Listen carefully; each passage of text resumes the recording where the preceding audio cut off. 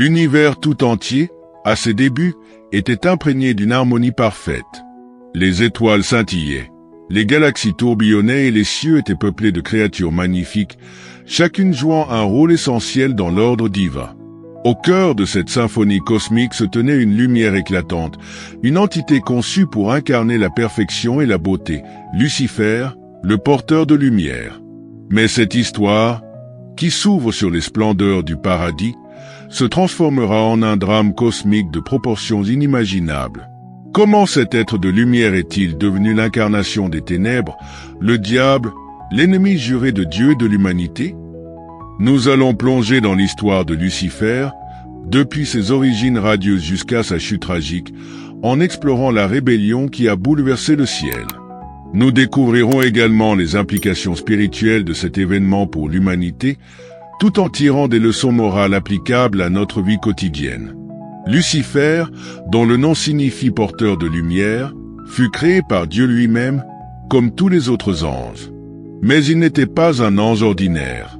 Selon Ézéchiel chapitre 28, verset 12, il était le modèle de la perfection, plein de sagesse et parfait en beauté. C'est là que commence son histoire, dans la splendeur des cieux, alors que Lucifer rayonnait de tout son éclat, surpassant en beauté et en éclat tous les autres anges. En tant qu'archange, Lucifer occupait une place essentielle dans le royaume céleste. Doté d'une intelligence et d'une sagesse incomparables, certains théologiens avancent même qu'il était responsable de la musique et des louanges adressées à Dieu dans le ciel. Son rôle allait bien au-delà de chanter la gloire divine. Il dirigeait également les autres anges dans l'adoration. Sa voix résonnait comme un écho cristallin à travers les plaines célestes, captivant les légions d'anges, émerveillés par sa majesté. Mais Lucifer n'était pas seulement impressionnant par son apparence, il était aussi d'une puissance inégalée. En tant que l'un des êtres les plus proches du trône de Dieu, il avait un rôle de conseiller et de gardien de l'ordre céleste. Il pouvait contempler directement la gloire de Dieu, comprendre les mystères de la création et savourer la lumière divine dans toute sa splendeur. Cependant, malgré ses proximités avec le Créateur, quelque chose commençait à germer dans le cœur de Lucifer. Peu à peu, son admiration pour la gloire divine se transforma en envie, puis en ambition. Il en vint à croire que cette gloire, cette puissance, cette autorité ne devait pas appartenir uniquement à Dieu.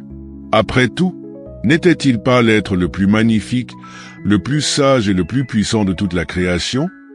Pourquoi ne pourrait-il pas, lui aussi, régner et être adoré comme Dieu? Avant sa rébellion, Lucifer se distinguait non seulement par sa beauté, mais aussi par ses exploits.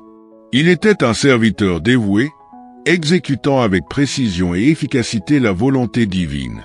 En tant qu'archange, il était le commandant de vastes armées angéliques, conduisant les légions dans des missions divines à travers l'univers, transmettant des messages, exécutant des jugements ou veillant à l'harmonie de la création.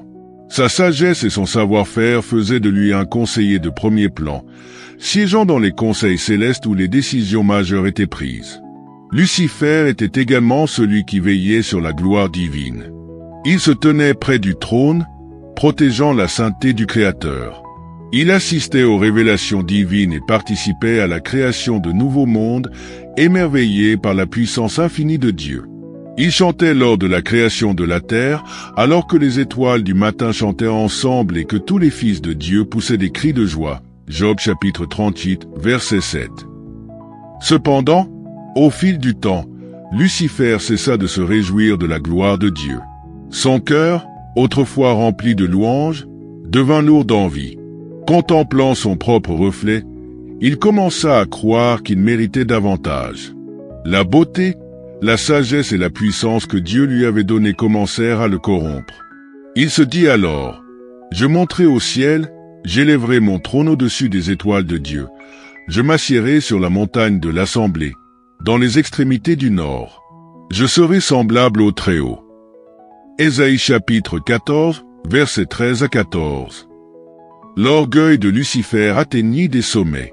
Ce qui avait commencé par des pensées de grandeur personnelle se transforma bientôt en une volonté claire de s'opposer à Dieu. Cependant, Lucifer savait qu'il ne pourrait pas accomplir cette rébellion seul. Il devait rallier des anges à sa cause.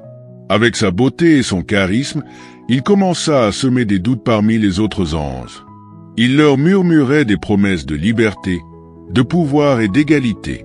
Pourquoi devraient-ils continuer à servir un Dieu invisible alors qu'ils pourraient eux-mêmes devenir des dieux? Lucifer n'avait jamais perdu sa capacité de séduction. Beaucoup d'anges furent attirés par ses paroles, fascinés par l'idée de s'affranchir de l'autorité divine. Ce moment fut crucial dans l'histoire du ciel. Lucifer, l'archange autrefois loué pour sa sagesse et sa lumière, devenait un rebelle, un séducteur, un trompeur. Il ne fallut pas longtemps pour que la rébellion éclate. Lucifer, à la tête d'un tiers des anges, se dressa contre Dieu. Cette insurrection marqua l'un des moments les plus sombres de l'histoire céleste. Ce n'était plus simplement une guerre de mots ou d'idées, c'était une véritable bataille pour le contrôle du royaume céleste. La rébellion se déchaîna avec une intensité inimaginable. Les cieux, autrefois paisibles, se transformèrent en un champ de bataille. Le tumulte des ailes angéliques se mêlait aux cris de guerre et aux éclairs de lumière divine. Les forces de la lumière, menées par Michel l'archange, se dressèrent contre Lucifer et ses partisans. Dans l'Apocalypse chapitre 12, versets 7 à 9, il est écrit « Et il y eut guerre dans le ciel. Michel et ses anges combattirent contre le dragon, et le dragon et ses anges combattirent. Mais ils ne furent pas les plus forts, et leur place ne fut plus trouvée dans le ciel. » La bataille fut d'une ampleur indescriptible. Michel, connu pour sa loyauté indéfectible envers Dieu, se tenait à la tête des armées célestes, brandissant son épée flamboyante. Chaque coup porté était une manifestation de la puissance divine. Mais Lucifer, malgré sa rébellion, n'avait pas perdu sa force.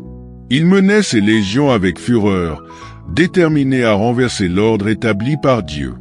Les éclats de lumière et les ondes de choc traversaient les cieux alors que les anges, des êtres immortels, s'affrontaient dans une lutte épique.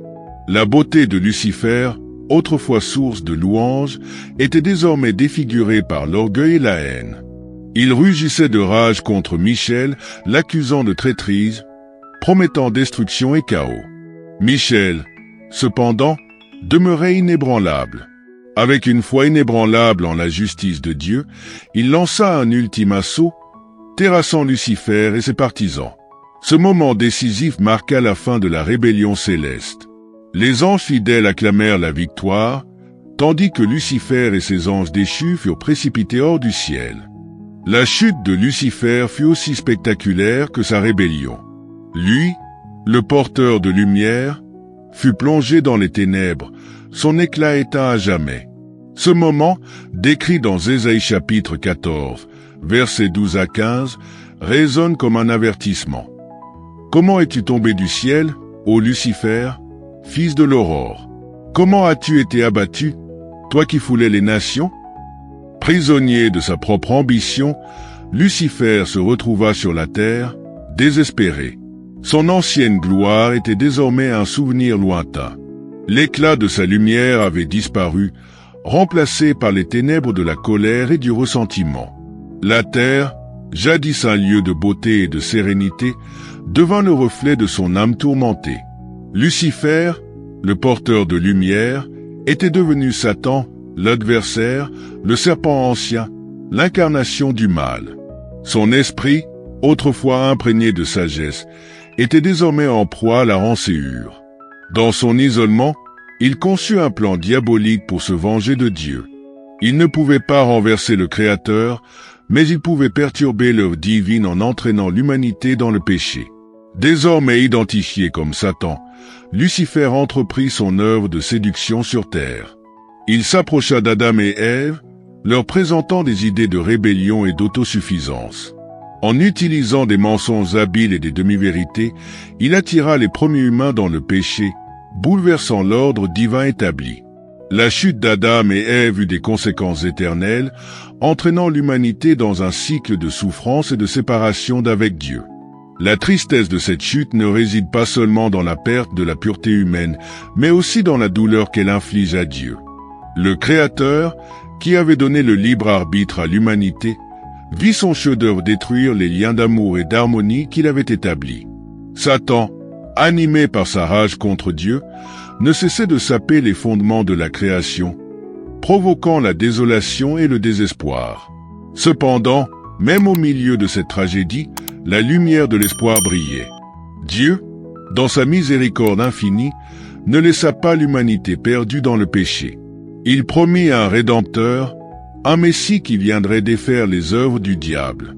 Cette promesse de rédemption, établie dès le début, marquait la lutte éternelle entre la lumière et les ténèbres. L'histoire de Lucifer, de l'archange glorieux à l'incarnation du mal, demeure une leçon intemporelle sur l'orgueil, la rébellion et les conséquences dévastatrices du péché. Elle nous rappelle que même les êtres les plus éclatants peuvent sombrer dans les ténèbres et que l'amour et la miséricorde de Dieu transcendent même les chutes les plus profondes. Alors que nous contemplons cette saga cosmique, puissions-nous tirer des leçons de l'histoire de Lucifer et faire preuve d'humilité, reconnaissant que notre propre lumière doit être nourrie par l'amour et la volonté divine, pour qu'elle ne se transforme pas en ombre. L'histoire de Lucifer est bien plus qu'un simple récit de rébellion. Elle est le reflet de la lutte intérieure que nous connaissons tous. Chaque jour, nous faisons face à des choix qui peuvent nous élever ou nous abaisser. L'orgueil et la jalousie peuvent nous séduire, tout comme Lucifer, et nous entraîner dans des ténèbres que nous n'avons pas prévues. Mais même dans ces moments sombres, nous avons toujours la possibilité de choisir la lumière, de nous détourner du péché et de revenir à la vérité. En fin de compte, l'histoire de Lucifer nous enseigne l'importance de rester humble, de chercher la lumière et de toujours choisir l'amour sur l'orgueil. Et voilà, chers amis, nous avons plongé dans les profondeurs de l'histoire fascinante de Lucifer, l'archange tombé, qui, d'une beauté éclatante, est devenu l'incarnation des ténèbres. Cette épopée nous rappelle que même les êtres les plus lumineux peuvent se laisser emporter par l'orgueil et la rébellion, entraînant avec eux une chute tragique. Mais au-delà de ce récit de désespoir, il existe une lueur d'espoir, celle de la rédemption et du choix. Chacun d'entre nous, à un moment ou à un autre, est confronté à ses propres démons, à des choix qui peuvent nous élever ou nous abaisser. La question demeure, quelle lumière choisissons-nous de suivre? En nous inspirant de cette histoire, rappelons-nous de l'importance de l'humilité, de l'amour et de la vérité.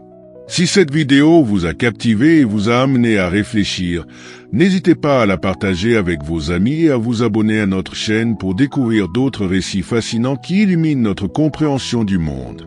Ensemble, explorons davantage les leçons que l'histoire a à nous offrir, car chaque récit, même le plus sombre, renferme une sagesse précieuse. Merci de nous avoir rejoints dans cette exploration spirituelle. Restez curieux, restez éclairés, et à très bientôt pour notre prochaine aventure.